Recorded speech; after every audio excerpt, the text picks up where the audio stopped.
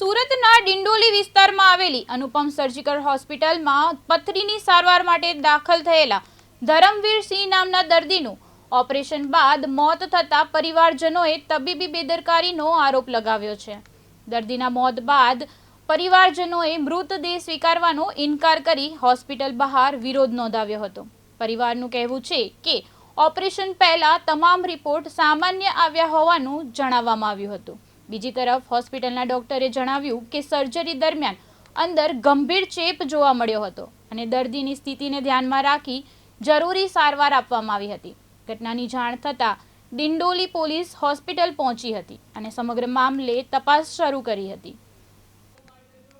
ये हमारे मामा थे धर्मवीर सिंह, इनका एक पथरी का ऑपरेशन करना था. तो डॉक्टर साहब बोले थे कि कल ऑपरेशन होगा, तो बोले 5 बजे ऑपरेशन होगा. रिपोर्ट कराए, 9 रिपोर्ट कराया हम लोगों ने. रिपोर्ट में नॉर्मल दिखाए कि सब बराबर है. तो इन्होंने रिपोर्ट निकाला, बोले कि 5 बजे ऑपरेशन होगा. 5:30 बजे ऑपरेशन किए. फिर उसके बाद वो बोले कि नॉर्मल है, सब नॉर्मल है. ऑपरेशन करने के बाद 8:30 बजे फिर बोलते हैं आधे 10-15 मिनट बाद कि उनको अटैक आ गया. तो डॉक्टर साहब यहाँ से चले गए. यहाँ कोई भी स्टाफ नहीं था. अभी आपकी मांग क्या है? આપણે હોસ્પિટલ છે અનુપમ સર્જિકલ હોસ્પિટલ ડિંડોલી. હવે પેશન્ટને પિત્તની થેલીમાં પથરી હતી, એના કારણે તકલીફ હતી ને સોજો ખાસો એવો હતો. એટલે એમાં કેવું કે એકદમ પિત્તની થેલીની જે નળી કહેવાય ને, ગળું, ત્યાં આવીને પથરી ફસાઈ ગયેલી. એટલે પિત્તની થેલી સડી જાય, ઘણીવાર ગંદી થઈ જાય ને ફાટી જાય એવું થાય. એટલે ખાસી ગંદી તો થઈ ગઈ હતી રિપોર્ટ પ્રમાણે. એટલે આપણે એમને સર્જરીની સલાહ આપેલી. પછી રિપોર્ટ બધું કર્યું, ECG કર્યું, બધું સારું હતું, વ્યવસ્થિત, બરાબર.